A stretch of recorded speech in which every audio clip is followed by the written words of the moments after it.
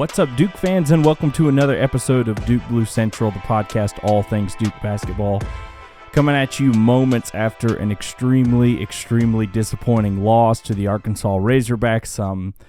Over at Arkansas, Duke fell short today against Arkansas. I believe the final score was 80-75. Final score was really closer than the game played out. Duke was down by as much as 14 late in the second half, and through some valiant play in the last 3 to 4 minutes of the game, Duke was able to pull back and at one point be down 3 points, but just couldn't make the comeback. If they had, it would have been just a comeback for an ages. It would have rivaled the Louisville comeback that Zion and RJ's team had back in the day, as just so unlikely for this team to come back and win this game. But there for a minute, it was looking like we were going to have our chances too. We were really giving Arkansas some tough times inbounding the ball late, but Duke didn't deserve to win this game. Arkansas was fully deserving of this win. And I'm here to kind of break down some of my thoughts on this game. Now, this is going to be a pretty raw reaction. I got no notes in front of me for this one, no anything. It's late. I think the game's wrapping up at about, let me see what time it is. It is about midnight here, Eastern time, finishing up the game. It's late. Game didn't tip off until about 9:25 because of some delays. But, yeah, it's late, so you're just going to get some raw reactions from me. And I'm going to warn you beforehand, I'm not going to be quite as positive on this team as I was after the Arizona loss. I thought in the Arizona loss, you showed a lot of fight. I think Arizona truly is a top-tier team, like a Final Four hopeful team, Elite Eight caliber team, national championship hopeful team that you go down to the wire with. Sure, it's at Cameron, but you're going to lose some of those games. You go down to the wire with, you're up 2 with a minute, or I think it was a minute 30 left, and you come out and lose because of some bad shots didn't go your way. It's one of those you can kind of just flush down the toilet as chalking it up to playing an excellent team, and you just walked out with a loss. This was not like that.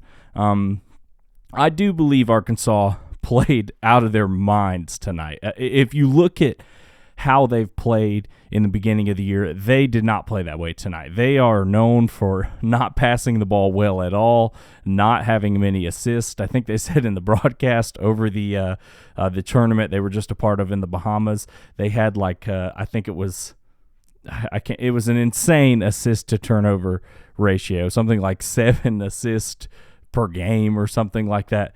Just horrible statistically passing team, and they came out tonight, and I think at one point with several minutes to go, they already had 16 assists on the game. I'm not sure my numbers are exactly correct. I'm not looking at any notes here, but they passed the ball extremely well tonight, shot the ball extremely well tonight, which they also aren't known for. They're primarily known for a kind of an iso ball playing team that's very physical, that drives you, tries to get to the line a bunch. And today they were a team that passed like every player was a point guard and made shots like every player was a guard. But I don't want to make any excuses for this. Look, Arkansas was down arguably their best player, a guy who has been their best player for the season, and Duke still couldn't put him out tonight. That is just not excusable for this team. And I think coming out of this game, John Shire and every player on that Duke team has got to do some soul searching. And I'll just come out and say it. This team right now is not as good as I thought they would be. I think, I call it an overreaction to one game or whatever, but this is a 4-3 Arkansas team that Carolina just beat a game before, that UNC Greensboro was able to be at home. And I know it's different because Duke is everyone's Super Bowl, and I think that did play a factor in this game, that it was very loud in the arena, and I think it's some of these guys' first time playing in an atmosphere like that. But the bottom line is, it's most of these guys, it's not their first time playing in an atmosphere like that. These are guys who came back from last year, who have played in places like the Dean Dome, who have played in really difficult atmospheres to play. So I don't even think you can really chalk this loss up to that. I think this loss is a humbling moment for this team, a moment that hopefully they can turn the page from. But, man, did they just lay an egg tonight. I thought that, the first half, you don't feel horrible about it. You're only down 1 at halftime, even with Flip picking up 2 fouls so quickly in the game. He had 2 fouls with 15 minutes left. Basically couldn't come back in until a couple minutes left in the first half, and you still were only down 1, so I felt okay about it then. But Arkansas came out of the second half with way more energy, with way more tenacity, and didn't look back. Don't think they lost the lead the entire second half, which is just pitiful. They were up by, I think, as much as 14, and it felt like for much of the half they were getting whatever they wanted on the offensive side of the ball, and Duke just couldn't stop them. And then on the other side of the ball, I think Duke missed 19 layups tonight, I think was the final number there, which, yeah, some of that's just bad luck. I get it, but some of it's you just got to make those shots. Flip missed open shots at the rim. A lot of guys missed open shots at the rim. There's one good player. Two good players you really want to highlight, Flip and Jeremy Roach. Specifically, Jeremy Roach felt like he was the only guy who really knew what he was doing in this atmosphere and knew what he needed to do to exploit Arkansas's defense, and I think he did that more times than not. And he had some shots that he missed, some layups that he normally makes. I think he only went 1 for 2 from 3, which is a number we'll take from him. But even with the shots that he normally gets down, still was able to finish with about 22 points. And I thought was Duke's best player on the floor for most of the game tonight. Flip had a tear at the end where he started putting it on, but in my eyes, that was too little too late from Kyle Filipowski, who was not a non-factor, but about as non-factor-ish as we've seen him in this season so far, besides moments where he's not in the game. But yeah, Arkansas just took it to Duke tonight. Not a lot of positives I can glean from this game. As you know, maybe the only positive is we know that these guys respond well to maybe this kind of humbling defeat. All last year, Duke talked about how powerful losing to Miami horribly away on their court was, and then from there, Duke turned the corner.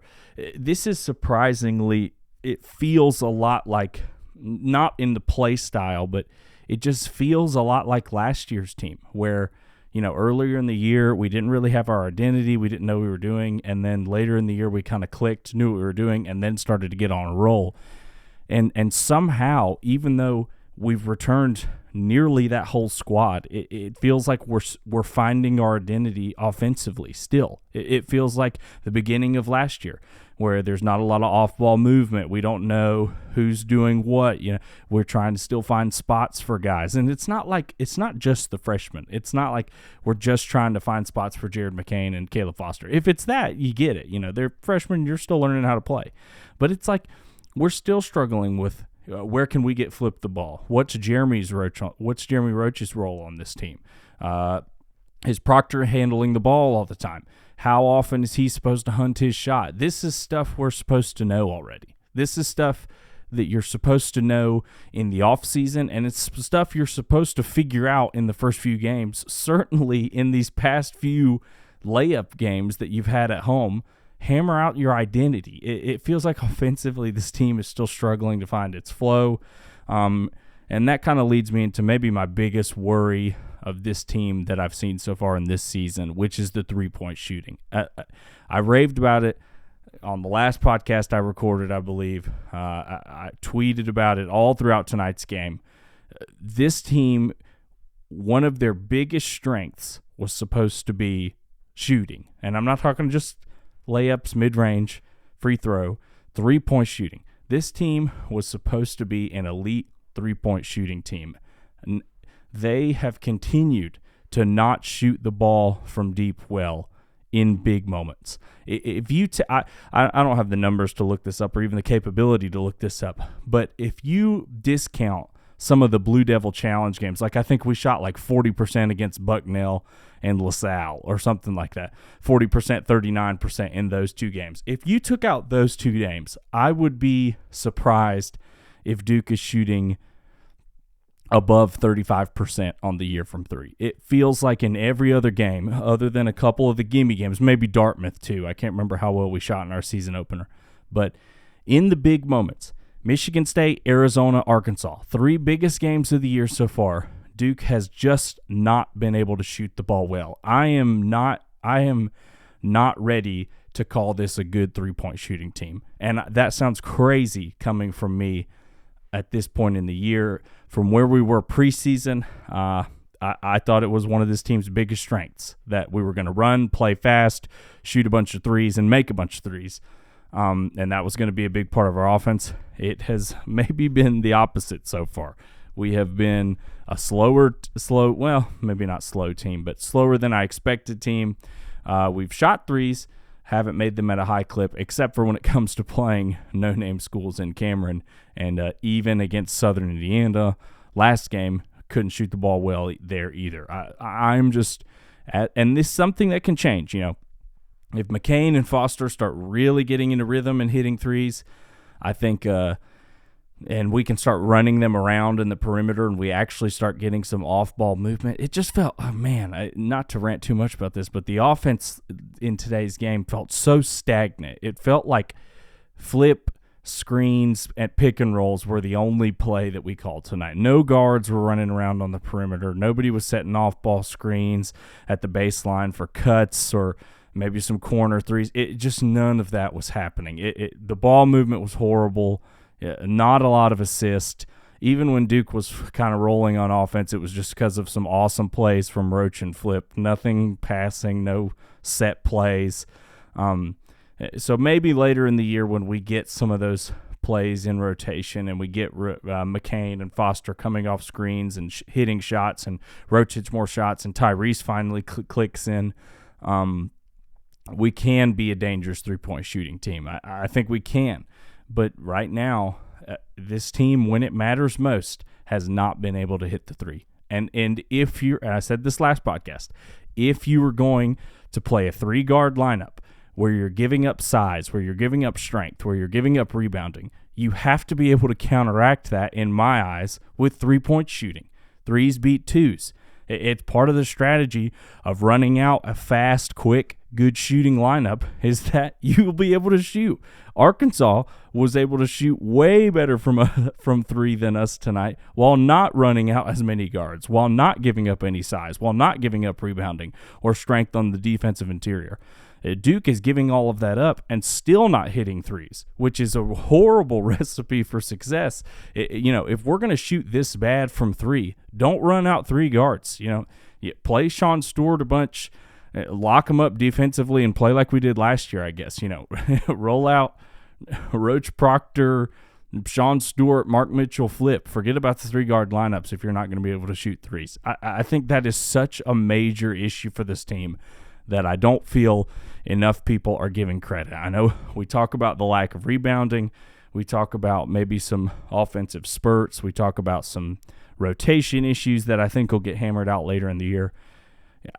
My biggest thing for this team was that we were supposed to be an elite 3-point shooting team, and it just hasn't happened. It just has not, unless we're counting Bucknell and LaSalle, then I don't think this team has shot above 40%. From 3, or gosh, it hasn't felt like it. And especially in big moments like this one, man, it's just, and it's not like we're getting bad shots either. But we've seen, part of opposing teams' scheme against us now has been to let key guys shoot from deep, including Mark Mitchell, who I thought had maybe his worst game of the season tonight. They're leaving him wide open, and all I think he's worked on probably in the offseason was it, or not all of it, but a huge part of his offseason was probably working on that 3-point jumper. He knew that was what he needed to work on from last year, and he wasn't able to hit it tonight. And I know it's just one game, and hopefully we're going to see Mark rebound and become a good 3-point shooter throughout the rest of the year. But Proctor was awful from 3 tonight, awful. Airballed one, hit the side of the backboard on the other. Not even close. There were times where it felt like they were sagging off Flip for 3s, and he made him pay one time. I think he was 1 for 5 or something like that. Foster didn't hit a 3. McCain, I think, hit 1. These guys are supposed to be good shooters, and it just has not happened yet for this team. And if you were gonna roll out a small guard-heavy lineup, you either have to be great at shooting threes or they have to be so good at ball handling and driving and passing that they can just get buckets at ease that way. But I think primarily when you're rolling out that lineup, you're thinking of speed, versatility, and shooting. And, we've kind of got the speed, not really, I'd say. Still weren't playing a lot of transition offense tonight. Kind of gotten the speed. Versatility on defense, I guess you could say we've succeeded in that. I think the guards have done a decent job of that. But, man, the shooting shooting is the problem for this team right now, I think. And there's more than that. But, look, if you shoot – if you make 2 to 3 more threes tonight, you probably win. Because, at the end of the game, Duke was able to bring it down to a 3-point lead. If we hit 2 more of our threes, we're up by 3 in that situation. It's a totally different story in this game tonight if you're looking at the 3-point totals. I think Duke finished shooting like 27% from 3. I don't even think we hit 30%. That, to me, is the story of tonight, and it's the story of why this team has struggled against big-time opponents this year, is that teams are finding ways to exploit us with our weaknesses, but we cannot use what was supposed to be our strength against big-time opponents. Even against Michigan State, when we were able to win, a lot of that was because of Caleb Foster's extraordinary play, and Michigan State's failure to be able to hit shots that were open. It's just frustrating. It's frustrating to watch a team that seems to be built on a certain identity, and then they don't play to that identity. And it falls on coaching. It falls on the players. It's just this team, the roster lineup, and even the lineups we run out there are geared to run fast, shoot threes, and they haven't done that, and they haven't ran fast, and they haven't shot threes effectively. And so it's frustrating. And I don't know what you do. I think part of it is you got to just stick it out because of the guys we have. And I do believe that it'll get better. I don't want to be all doom and gloom. We saw the way that these exact players did very similar things early last year, and then last year going into the tournament, I felt awesome about Duke's chances to make a deep run. And honestly, I think part of the reason we couldn't make a deep run was because of our seeding, which is exactly what happened this year, is that we weren't able to finish good non-conference opponents last year. And even though we did well in the ACC, it limited our ceiling. But we know this team can make a run deep, but we're shooting ourselves in the foot for NCAA tournament seeding later in March. I tweeted this out right before I jumped on this pod. And this is going to sound weird coming this early, but I'm going to predict I think Duke has already played itself out of getting a number 1 seed in the tournament. And I know I even think they've played themselves out of getting a 2 seed. Realistically, now, look, Duke goes undefeated in the ACC, wins everything. Yeah, they might get a 1 still. But I'm just saying, the way this team has played, the way the rest of the ACC has played, and the way just other top 5 teams have played, there's not going to be room for Duke to be a top seed anymore with these kind of losses. I expect Duke, I guess I still expect Duke to win the ACC regular season, and hopefully the tournament as well, but you never know what can happen in that. But even with that, I think you'll drop a few games. You could drop a random, away game to NC State, or you could split the Carolina series, or, you drop a game to Miami. I expect Duke to drop a few of those games. I think it's unrealistic to expect we're just going to bulldoze through the ACC with no resistance. And so if I'm accounting for that, and then when the tournament selection committee looks at Duke's non-conferences and they say, okay, they had 4 tough non-conference opponents. Who were they? Arizona, Arkansas, Michigan State, who's backwards order. Arizona, Michigan State, Arkansas, and then one coming up at MSG, Baylor. I think for Duke to have a shot at a 1 seed, we needed to go 3-1 in those games. I think I was fine with dropping Arizona because I said before the season started, I think Arizona was the toughest game of our schedule throughout the whole year. Even though when a lot of people were saying that it was tonight's game, I still think that Arizona is a top-level team that is going to contend for a national title game, and I didn't feel like Arkansas was that team just quite yet. And when you look, let's say, I think the Baylor game is in question of winning. Of course, it's at MSG. Duke's historically played well. Let's say we can win that game. You're sitting there 2-2 in your tough non-conference games. Let's say we win the rest. We go into the ACC with 2 losses against Arizona at home and against Arkansas on the road. Arizona, I think, is a good loss. I don't think there's any reason Duke can hang their head. I think, it's a bummer now that you lose this one because you think, man, we were close to really sneaking out of Cameron with a win that night. And I think if you win that game and if we win at Arizona, let's say Roach hits that 3, we stop them on the other end, make free throws, walk out of there with their win, then we're having a different conversation tonight. We're talking about Duke's first loss of the season at an away court. It's one we should have won, but we're still talking about a Duke team that's probably ranked in the top 5 that just dropped an away game at home, and we're going into the Baylor game 2-1 in the tough non-conference games. But we're having a different conversation tonight because Duke did not pull off the win against Arizona. We did win at Michigan State. That was a good step, but that win is looking less and less impressive, and I think it can. I think Michigan State's a team that plays well at the end of the year, but don't know how great they're going to do throughout this whole regular season. I don't think that win is as impressive as Duke fans will have hoped. And I think this Arkansas loss looks worse than I think Duke fans has hoped. Carolina just beat this team. This team lost to Memphis. This team lost to UNC Greensboro at home. This Arkansas team has also been a team that needed to do some soul searching, and they found it tonight. I tweeted before the game, they're going to feel like they can right the ship with this one win, and every Arkansas fan in Bud Arena is walking out of there tonight thinking that this team can win the SEC because they just beat Duke without their best player. And I think that's a bummer. Obviously, this is a Duke show. Duke fan here. I think that's a huge bummer.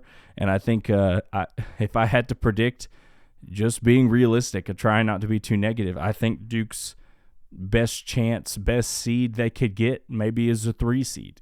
Unless we really impress in the ACC, I think this team's ceiling might be a 3 seed in the NCAA tournament, and that looks a lot different than being a 1. But there's nothing we can do about it now. This team has got to get it together, or we're going to lose to Baylor too. And then this Baylor team's better than this Arkansas team. Now it's a neutral court, so we'll see how Duke comes up for that one. But that Baylor game all of a sudden becomes a very delicate game. We lose that one and go 1-3 in our big non-conference games, and our one win is against Michigan State.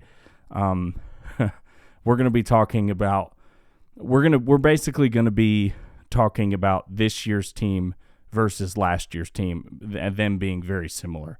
Everybody thought this year's Duke team was going to take a next step. We dropped that Baylor game in this kind of fashion. We're going to be having a conversation of is this year's Duke team better than last year's Duke team? That's something. That's a game we need to win. And, we could drop that one and still be better than last year's team. This all might be just a little too dramatic, but I thought this team would be farther along than they are right now. I truly did think this was a top 5 team in the country going into the year. They're not. They are not a top 5 team. And there might be teams in the ACC that are better than them. Carolina's got one loss to a Villanova team. They skunked Tennessee tonight. Clemson has undefeated, handled Alabama properly at Alabama. Virginia has had really bad moments. Still think Duke's better than them, but they won their game tonight against Texas A&M. Great win for the ACC. ACC has fared fairly better than I thought they would in the SEC Challenge, and I didn't think that Duke would be a hindrance to that. I thought Duke would just add on to that, but they didn't. Arkansas played better than them tonight. They deserve to win, and this is a very humbling experience for this Duke team that I think they felt they were better than they thought they were. I think every member on this team, You can see it in their return. When they said they were coming back, it was to win a title, win a championship. That's what Flip has said, win a championship. And I hate to tell you, the way this team has started the year, the intensity they've shown, they're not ready to win a championship now. But to look on the bright side, you don't win a championship now. It's still November. You win a championship in March. That's when you win those. So let's look on the bright side. Still a really long season ahead.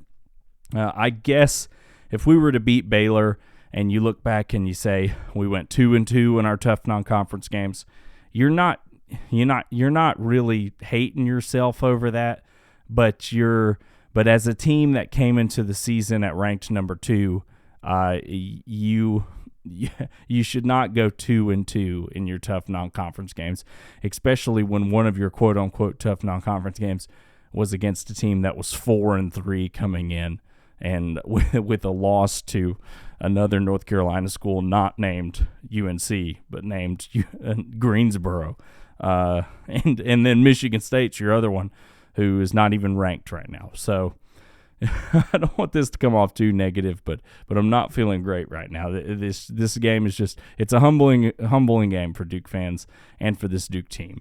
But we can all hope that they move forward, move out of it stronger for the next game. I'm not even sure when our next game is. I've been so zoned in on this one. But we'll be back at you soon with another pod. Thanks for everybody for listening and supporting the show. If you want to support the show, the best way to do that is by rating the show and leaving a written review. Really helps me out. Appreciate you all for doing that, for the ones of you who have already. You can also follow me on Twitter at Duke Blue Central. It's a great time here, even after a Duke L. Slightly less good time, but still have a great time doing this. Love interacting with all the Duke fans out there. So yeah, it's been great. Been a great episode. I can't wait to come back with you soon, hopefully talking about and breaking down a Duke win. Go Blue Devils.